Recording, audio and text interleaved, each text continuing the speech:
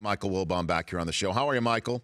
Rich, I'm tired and I have no voice, but other than that, I'm good. Okay, so let's start with the yelling and the screaming that went down last night in Oakland. What do you take away from the 5-game Warriors victory, Michael? I didn't know going into the series that they were what I'd call a superior team. I thought they were ever so slightly better, and that would have been because of Durant. What I didn't know is that it would turn out that they're superior because of Durant and because Draymond Green was in the game and because Steph Curry was healthier than he was last year. And, the phrase super team does fit. And now, in much the same way that it happened in the 60s with the Celtics and the way it happened, into the 70s with them too, and then it all changed around a lot in the 70s, but the way it happened in the 80s with Magic's Lakers and the way it happened in the 90s with Michael's Bulls, everybody else has to try to do something about this. And I don't know how willing the teams are to really commit. I think it's interesting that a lot of people talk about, we'll load up for 3 or 4 years from now because nothing lasts forever, which is true, by the way. I mean, I know people are out there saying, the Warriors could do this for the next 6 or 7 years. I don't believe that at all. I believe that sports now, particularly in the age of salary cap and free agency, you can do something for a few years. I don't think you can do it for 6 or 8 years anymore. The Patriots have been able to do a remarkable thing. I don't know in pro basketball where there's movement and where one person disproportionately impacts the outcome of something. I don't think you can sustain it. But for right now, man, they're a super team, and there's nobody who can beat them. And I want to see which franchises are interested in actually trying.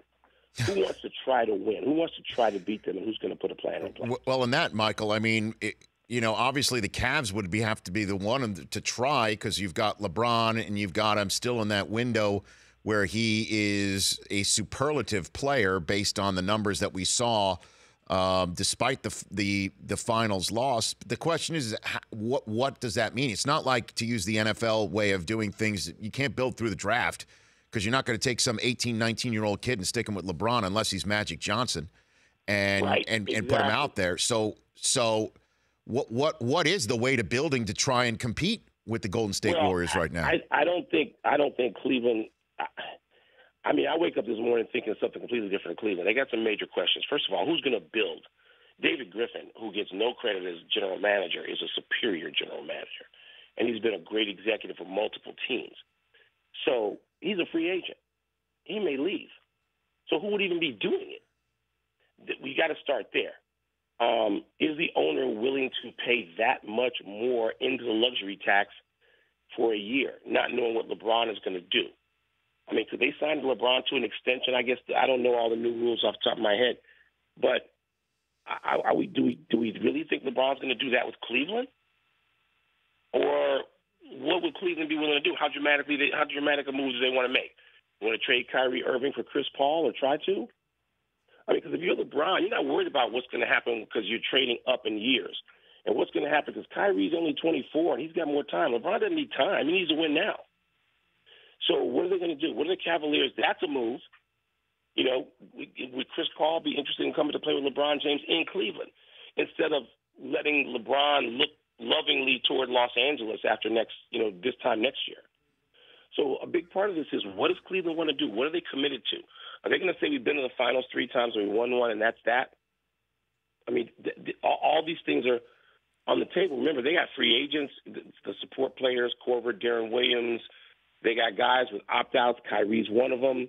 In a year, LeBron obviously has one. I'm missing somebody. Maybe Love, too. Well, wouldn't that be really, Michael Wilbon here on the show, wouldn't that technically be LeBron's call? Or if three's enough, if you will, three finals appearances is enough. And, I looked at the Cavs, and I didn't sit there and think that Kyrie was a problem. I mean, but he's not the solution. I mean, Kyrie is spectacular just to watch as a fan. He is.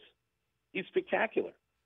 But I watched the finals, several games of it, sitting with the following people: Paul Pierce, champion, headed to the Hall of Fame. Chauncey Billups, champion, certainly going to get Hall of Fame strong consideration. and Jalen Rose, who's played in huge games in the finals and the conference finals. And they were often exasperated from a team standpoint with what it is that doesn't happen when Kyrie scores like that.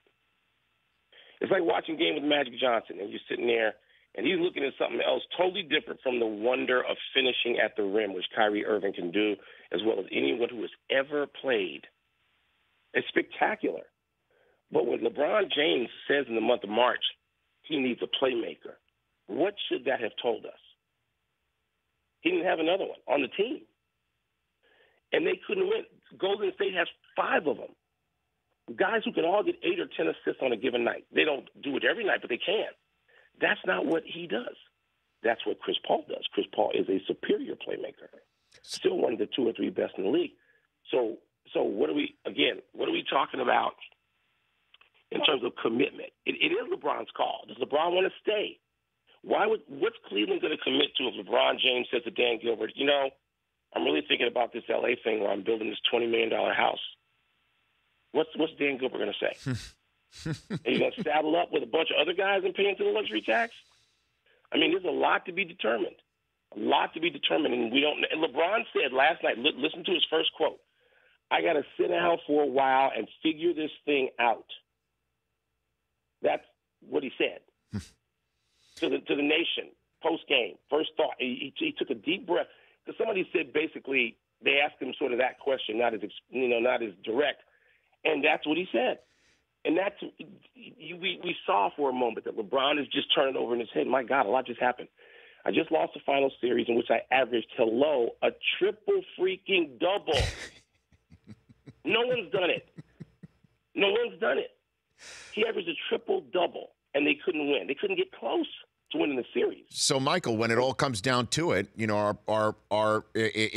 LeBron, best player, is saying that from the team that had the best shot of knocking off the Warriors and then you've got the Spurs team with the best shot of doing it within conference being in flux with, Parker seemingly done and Ginobili and, Kawhi's obviously.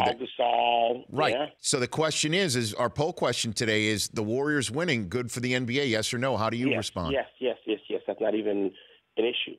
When is a dynasty or a great team been bad for the NBA? The NBA's built on that. Its foundation, or its very foundation, are the Celtics and Bill Russell and 10 or 11 of them, whatever it is, and Magic Johnson going to the finals 9 times in 12 years. Yes, this is what the NBA is. This is not a debate. The NBA is dynastic teams popping up every decade or so and bringing people into the tent that way. This is not, that's why the notion of, I was arguing with my dear friend Stephen A. Smith, that's why the notion of Kevin Durant destroying parity, there's no parity. This isn't the NFL. There's no parity. This isn't Pete Rozell's league. This is a league that has dynasties. Only 5 teams, and I'm exaggerating, have even won championships. They don't spread it around. This isn't any given Sunday. This is a league in which dominant players come in, and for 10 years you go and buy tickets to see them like it's the theater. Bill Russell's coming to town. Wilt is coming to town. The former GM and president of the Washington Wizards, Susan O'Malley, she once sold a package where the Wizards Bullets were no good. She sold the package that said, "Come and see the Dream Team." This is right after the summer of '92. And in that package of tickets for Washington, D.C. fans, you came to see Malone and Stockton, Jordan and Pippen, David Robinson, Drexler. You came and you saw the Dream Team players. This is not individual great players, and dynastic teams are necessary to the health of the NBA. And so when I hear people saying this is bad for the NBA, no, they're stupidly naive. This is not even debatable. This is the way that league functions and partners itself with networks and sells tickets. It's like the upset for March Madness or the any given Sunday parody that goes on for years and years to the NFL. It's the secret to its success. And the people aren't seeing it now. And now we get to find out who is interested in trying for real to beat the Warriors? The Spurs will try for real. Because they'll draft 3 people you never heard of at the end of the first round or the early second round, and 2 of them will be Hall of Famers. Because that's what they do. And they're not scared. Well, I hope they're not cheap about it. I hope they're right, and I'm not trolling here, Michael. I love what you just said, and the problem is that some of these players that you want to go see don't play because they're resting. That's a different issue, and I agree, Rich. You are 100% right. That's a problem, not the Warriors and whether they win too much. Nobody thought that was a problem when Michael Jordan and the Bulls were winning. They won 72 and 69 back-to-back, which is more. I'm not a math major than the Warriors won back-to-back these last 2 years, plus 2 championships. The problem is you have to be able to trust the money you spend in a ticket is going to get you into the theater to not see the understudy, but to see the lead. That's the problem. You are 100% right about that. Well, and in terms, just to wrap this up, but when Jordan was winning those games in the regular season, there were still some finals and also some playoff series of note where you felt like the Knicks or Reggie Miller could pull it off, or you felt like Karl Malone might have a shot, or Drexler and the Blazers might have a shot. You still felt like you had a shot. Like this just didn't feel that way. Well, this didn't feel that way because Kawhi Leonard got hurt. Did you feel he had a shot at 25 points up in Game 1 at Oracle? I did. I mean, so, yeah, they were going to win that game. That game was over. If he doesn't encounter Zaza Pachulia size 20-foot, then that's a 1-0 lead. And do I think that San Antonio can get another game in San Antonio at least? Yeah. So that was weird. The Bulls ran through some stuff that wasn't competitive. Remember, Rich, they were up 3-0 after beating Seattle by like 25 in Seattle in the finals. Peyton and Kemp. Right. And then they just sort of got disinterested and they dropped a couple and went back home and finished it. But there were times where, the Knicks and the Pacers provided some real great series. They did.